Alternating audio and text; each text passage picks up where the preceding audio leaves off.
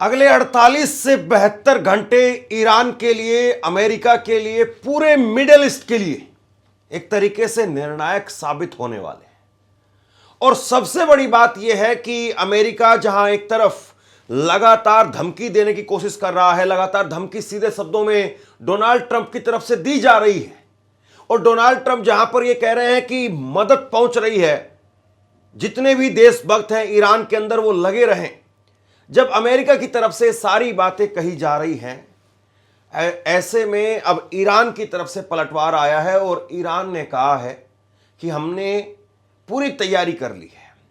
और ईरान के जो एक्सपर्ट हैं उनके मुताबिक किस तरीके से ईरान हमला करेगा, कैसे हमला करेगा, इसको लेकर के क्या कुछ रूपरेखा तैयार हो रही है, और अमेरिका के किन किन ठिकानों पर हमला हो सकता है, और इजराइल में किस तरीके से हमला हो सकता है, इस पर जो एक्सपर्ट्स की राय है या जो अलग अलग आर्टिकल्स में जो रिपोर्ट्स निकल करके सामने आ रही है वो मैं आपके सामने रखने वाला हूं। और ये कहा जा रहा है कि अगले 48 से 72 घंटे वो बहुत निर्णायक हैं और कभी भी डोनाल्ड ट्रंप इस तरीके से हमला कर सकता है। सबसे बड़ी बात यह है कि अमेरिका ने यह कहा जा रहा है कि B-2 बॉम्बर विमानों को उनको मिडल ईस्ट की तरफ रवाना कर दिया है।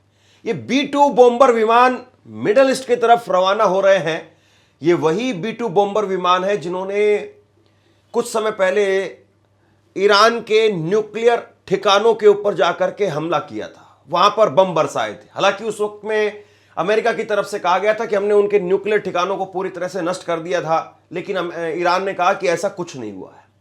अब ये B-2 बॉम्बर विमान जो उस वक्त में सबसे ज्यादा चर्चा में थे, B-2 बॉम्बर विमान, अब ये B-2 बॉम्बर विमान को जिस तरीके से अमेरिका ने रवाना किया है, इनको कहां पर लैंड किया जाएगा, कहां पर इनको रखा जाएगा, क्योंकि सबसे बड़ी बात यह है B-2 बॉम्बर विमान की कि इनकी लोकेशन, इनको आप रडार पर कैच नहीं कर सकते, इनको आप देख नहीं सकते कि कहां पर है, कहां उड़ रहे हैं। ये केवल आपकी इंटेलिजेंस वही काम आ सकती है और उसी के जरिए आप पता लगा सकते हैं कि B-2 बॉम्बर विमान वो कहां है, उनको कहां रखा गया है और किस तरीके से उनका इस्तेमाल होने वाला है।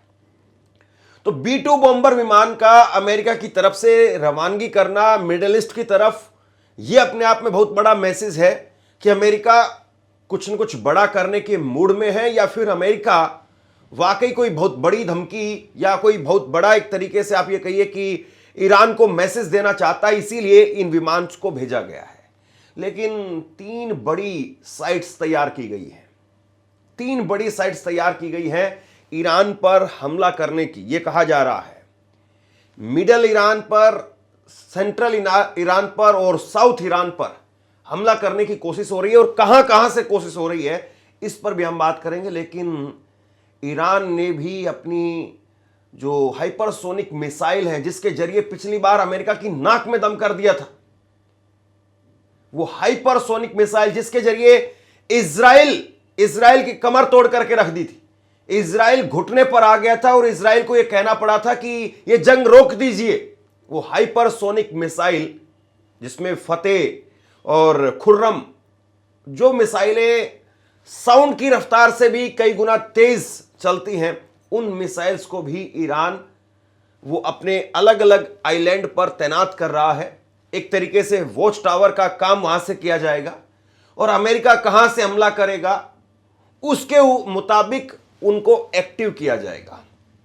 और इसमें भी सबसे बड़ी बात यह है कि ईरान की, बताया जा रहा है कि एक्सपर्ट्स के मुताबिक, मैं आपको बता रहा हूं कि ईरान की कोशिश यह है कि अमेरिका का जो डिफेंस सिस्टम है, और याद कीजिए पिछली बार ईरान ने जब इजराइल पर हमला किया था तो इजराइल के डिफेंस सिस्टम को नाको चने चबवा दिए थे, और यह कहा जाता था कि इजराइल पूरी दुनिया में अपना एयर डिफेंस सिस्टम बेचता है, यह कहकर के कि उसका एयर डिफेंस सिस्टम सबसे मजबूत है।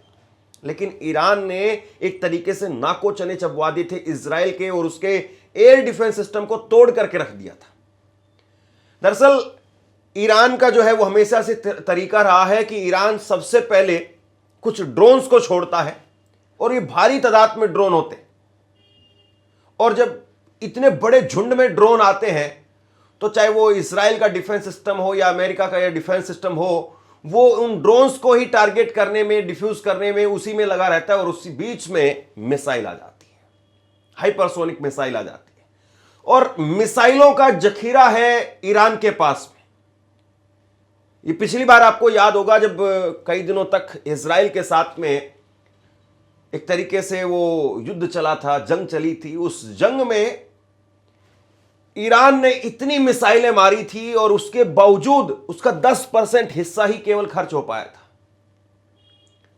सबसे बड़ी बात यह है कि मिडल ईस्ट के अंदर ईरान बहुत बड़ी ताकत है, या यूं कहिए कि सबसे बड़ी ताकत है, क्योंकि बाकी जितने भी मुल्क हैं वो सारे अमेरिका के साथ में हैं।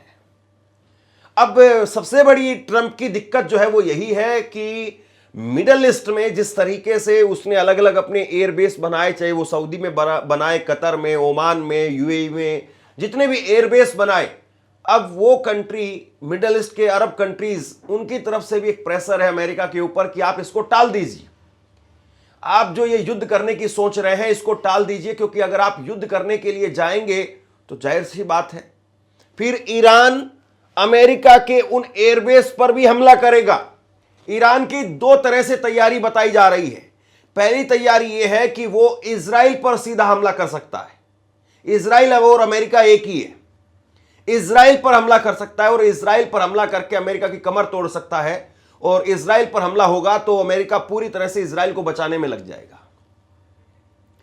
और दूसरी जो उसकी बड़ी तैयारी है ईरान की, वो ये है कि वो अलग अलग जो अमेरिकी एयरबेस हैं, याद करिए पिछली बार कतर के अंदर, कतर और ईरान के अंदर जबरदस्त दोस्ती है, भाईचारा है, भाई भाई हैं, लेकिन उसके बावजूद पहले कतर को मैसेज दिया कि आप दूर हो जाइए, हम आप पर हमला नहीं कर रहे हैं, हम सिर्फ अमेरिका के मिलिट्री एयरबेस को टारगेट कर रहे हैं। और कतर के अंदर अमेरिका का जो सबसे बड़ा एयरबेस था उसको हमला कर दिया, उसके ऊपर हमला कर दिया। तो अब जो है वो ईरान की दो तैयारी साफ तौर पर दिखाई दे रही है, और ईरान ने यह कह दिया है कि अगर हमारे ऊपर हमला करने की सोची भी तो हम इजराइल को खत्म कर देंगे। हम आपके जितने भी एयरबेस हैं मिडिल ईस्ट के अंदर, उन सब को टारगेट करके उन सब पर मिसाइलें छोड़ेंगे। अब खबर यह है कि अमेरिका ने अपने ज्यादातर जो मिडिल ईस्ट में एयरबेस हैं वहां से अपने लड़ाकू विमानों को, अपने सैनिकों को वो निकालना शुरू कर दिया है। कि यानी एयरबेस तो रहें, लेकिन उतने ही रहें जितने की जरूरत है, उतने ही सैनिक रहें, उतने ही एयरक्राफ्ट रहें, बाकी ना रहें। क्योंकि अगर हमला हुआ और उसके हमले के अंदर ज्यादा नुकसान हुआ तो अमेरिका की भद पिट जाएगी। एक तरीके से अमेरिका, डोनाल्ड ट्रंप इस वक्त में अपने आप को पूरी दुनिया का दादा मान करके चल रहे हैं कि भैया अब हम नहीं छोड़ने वाले हैं, अब जिस मर्जी पर चाहे, जैसे मर्जी चाहे उस तरीके से हमला होगा। लेकिन अब यह मामला जो है उल्टा भी पड़ता हुआ दिखाई दे रहा है। यह मामला उल्टा पड़ता हुआ दिखाई दे रहा है, और इस मामले के अंदर सबसे बड़ी बात यह है कि अब मैंने कल ही आपको खबर बताई थी, कल शाम को, कि ईरान और अमेरिका के बीच में डिप्लोमेटिक जो संपर्क है, आपस में डिप्लोमेटिक जो डायलॉग होते हैं, बातचीत होती है, वो भी खत्म हो गया है। और जब डिप्लोमेटिक डायलॉग आपस में बंद हो गए हैं तो जाहिर सी बात है जो टेंशन है या युद्ध के जो संकेत हैं वो मिडिल ईस्ट के अंदर अपने आप इस वक्त में चरम पर है। अब सबसे बड़ी बात यह है कि ईरान की तरफ से पहला हमला होगा या फिर अमेरिका की तरफ से पहला हमला होगा। अमेरिका को लेकर के कहा जा रहा है कि अमेरिका खामेनेई पर सीधा हमला करने से जो है बचेगा।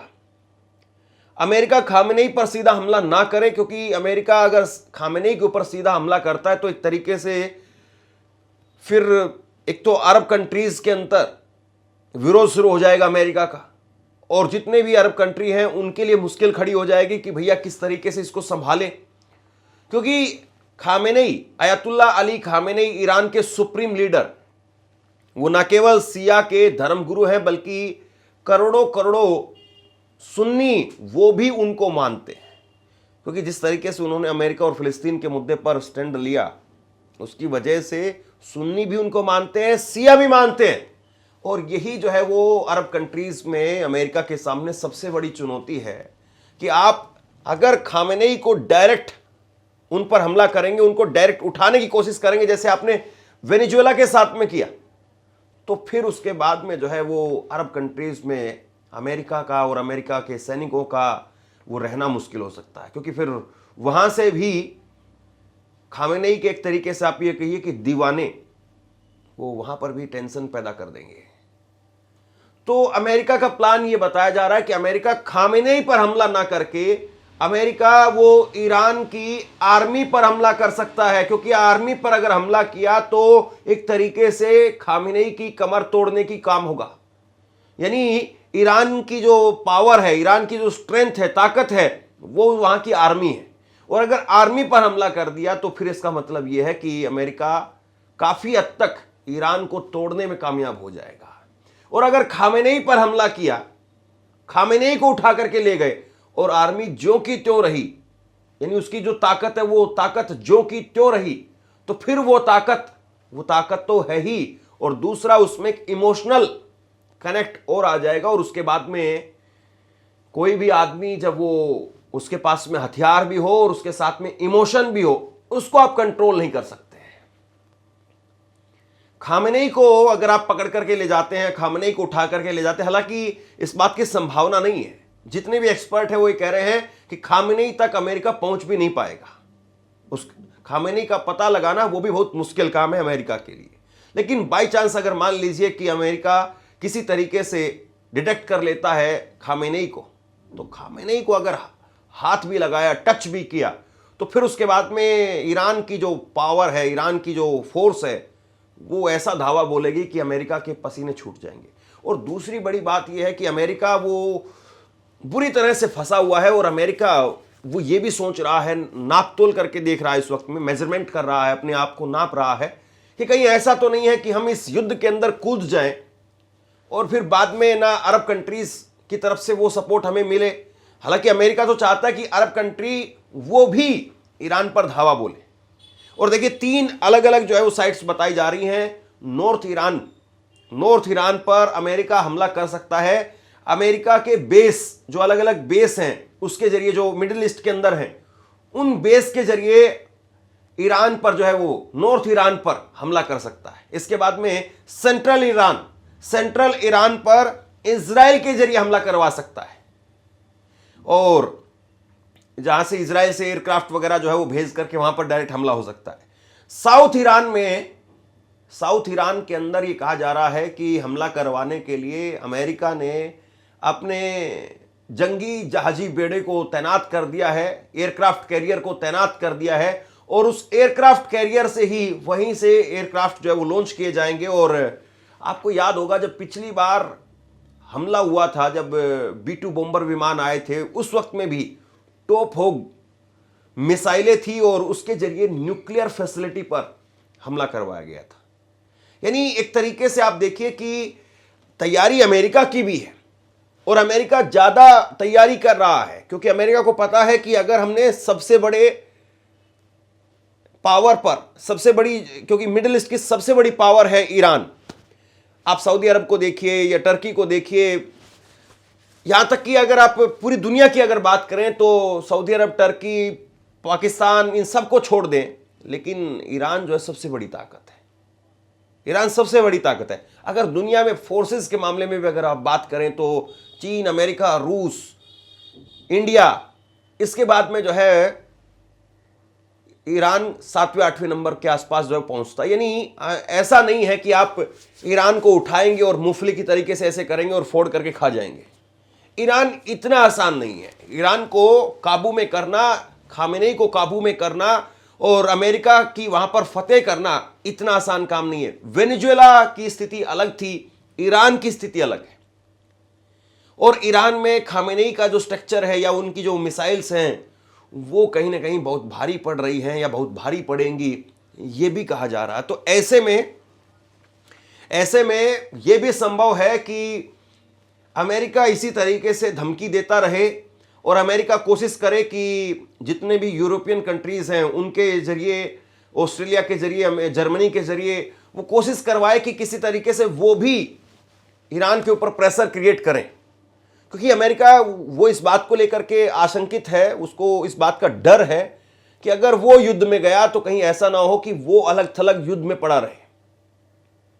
और वो अलग थलग युद्ध में पड़ा रहे और उसके बाद में अगर यूरोपियन कंट्रीज अगर वो नहीं आते हैं, ऑस्ट्रेलिया ये सब नहीं आते हैं, तो फिर उसके बाद में वो अकेला भी पड़ सकता है और ईरान भारी भी पड़ सकता है।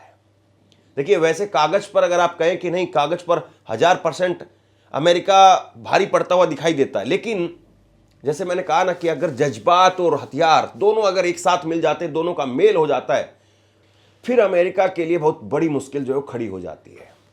और सबसे बड़ी बात जो है वो यही है कि क्या अब इस युद्ध को जो सामने दिखाई दे रहा है, जो एक तरीके से आप कहिए कि दीवार पर लिखी हुई एकदम बिल्कुल साफ साफ अक्षरों में लाइन दिखाई दे रही है, क्या इस चीज को टाला भी जा सकता है? यह सबसे बड़ा सवाल है।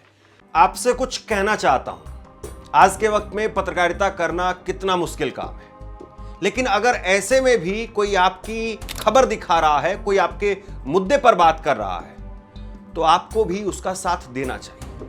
अगर आपको लगता है कि मेरी पत्रकारिता सही है, मैं आपके लिए आपकी खबर वो दिखा रहा हूं, तो ऐसे में आप मेरा सहयोग कीजिए। आप इस वीडियो को जब लाइक करेंगे तो लाइक के साथ में ही एक थैंक्स का बटन आपको दिखाई देगा। उस थैंक्स के बटन पर आप क्लिक कीजिए और जो भी सहयोग राशि दे सकते हैं वो दीजिए। दूसरा, आप चैनल को ज्वाइन कर सकते हैं और चैनल को ज्वाइन करके भी मुझे मदद कर सकते हैं। तो अभी ये कहा जा रहा है कि ईरान उसने अपने 3 आइलैंड, जिसमें ग्रेटर तुन्ब और लेसर तुन्ब और अबू मोसी, ये 3 आइलैंड है, और इन तीनों आइलैंड को वॉच टावर के तरीके से वहां से निगरानी बना करके ईरान जो है वो एक तरीके से अमेरिका पर नजर रख रहा है, अमेरिका के एयरक्राफ्ट पर नजर रख रहा है। और ईरान की कोशिश यही है कि हम इन आइलैंड पर अपनी मिसाइलें लगा करके, इनको वॉच टावर बना करके, यहाँ इनको बेस बना करके इजराइल पर और उसके साथ साथ जो है वो अमेरिका के जंगी जहाजी बेड़े पर, उस पर सीधा हमला करेंगे। यानी पलटवार हो और पलटवार जोरदार हो। ये जो है वो खामेनी की एक तरीके से कोशिश जो है वो दिखाई दे रही है। और उसकी जो हाइपरसोनिक मिसाइल हैं, फतेह खुर्रम, ये मिसाइलें ऐसी हैं जिन मिसाइलों ने पिछली बार इजराइल को पागल बना दिया था। इजराइल जो है वो सोच नहीं पा रहा था कि ये मिसाइलें कहां से आ रही, किस तरीके से आ रही, ताबड़तोड़ मिसाइलें। आप याद करिए, इजराइल की राजधानी पर जिस तरीके से सायरन सायरन सायरन सायरन बज रहे थे, पूरी पूरी रात लोग जो है वो सो नहीं पा रहे थे। ताबड़तोड़ मिसाइलें इजराइल के ऊपर बरस रही थी। वही मिसाइलें और दुगनी ताकत से इस बार बरसेंगी, क्योंकि ईरान ने काफ़ी हद तक पिछली बार की जंग से सबक लिया और उसके बाद में अपना जो जंगी बेड़ा है उसको और बड़ा किया है। और एक तरीके से आप ये कह सकते हैं कि ईरान जो है वो पुख्ता तैयारी के साथ में, और ईरान इस बात को जानता था कि अमेरिका ने ये जो किया है वो रुकने वाला नहीं है। और डोनाल्ड ट्रंप की सनक वो एक तरीके से पूरी दुनिया समझ चुकी है कि डोनाल्ड ट्रंप किस मिजाज के आदमी है। वो शांत बैठने वाले आदमी नहीं, उनको कुछ ना कुछ करना है, और उनको कुछ ना कुछ करना है, इसीलिए अब हर कोई अपनी अपनी तैयारी में लगा हुआ है अंदर खाने। और देखिए, भारत ने भी एक तरीके से एडवाइजरी जारी कर दी है। कल मैंने आपको बताया था, भारत ने भी कह दिया है कि भैया जितने भी लोग वहां पर हैं वो अपना निकल जाए, किसी भी तरीके से, जैसे भी हो निकल जाए वहां से, चाहे कमर्शियल फ्लाइट्स आप पकड़े, कुछ भी पकड़े, कैसे भी हो निकल लो वहां से। और ये तो जरूर कह दिया है कि भैया अगर आप निकल नहीं रहे हो तो कम से कम अपने पासपोर्ट, अपनी आईडी वगैरह जो भी है वो अपने साथ में रखो, ताकि अगर युद्ध का समय हो तो किसी तरीके से आपको निकालने की अगर कोशिश की जाए तो आप तुरंत निकल पाए। और दूसरी बात यह, एम्बेसी के लगातार आप टच में रहें, एम्बेसी के टच में रहें। यह बात जो भारत की तरफ से साफ कर दी गई है, यानी एक तरीके से आप कहिए कि पूरी दुनिया इस बात को देख रही है, मान रही है कि कुछ भी हो सकता है, किसी भी तरीके से हो सकता है। और यह भी हो सकता है कि अमेरिका आखिरी में खुद ही कैलकुलेट करके ये भी करे कि कुछ वक्त के लिए इसको टाल दे। लेकिन कुछ वक्त के लिए टलेगा या हमेशा के लिए टलेगा या आखिरकार होगा ही होगा, या अगले 48 से 72 घंटे एक तरीके से आप कहिए कि बहुत निर्णायक होने वाले हैं। और अमेरिका ने पिछली बार जब न्यूक्लियर ठिकानों पर हमला किया था तब भी ये कहा जा रहा था कि देखिए कुछ नहीं हुआ, देखिए कुछ नहीं हुआ, देखिए कुछ नहीं हुआ, और अचानक से रात के 2-3 बजे फिर खबर आती है कि साहब हो गया है। तो अब सबसे बड़ा सवाल यही है कि कब होता है, किस तरीके से होता है और कौन करता है। लगातार मेरी नज़र जो है वो बनी हुई है इस पूरे मुद्दे को लेकर के, Iran, America, Israel, middle east में क्या कुछ हो रहा है। जैसे कोई बड़ी अपडेट निकल करके सामने आएगी तुरंत आपके सामने पेश करूंगा। इस खबर को शेयर कीजिए और आप क्या सोचते हैं नीचे कमेंट बॉक्स में लिख करके जरूर बताइए। धन्यवाद।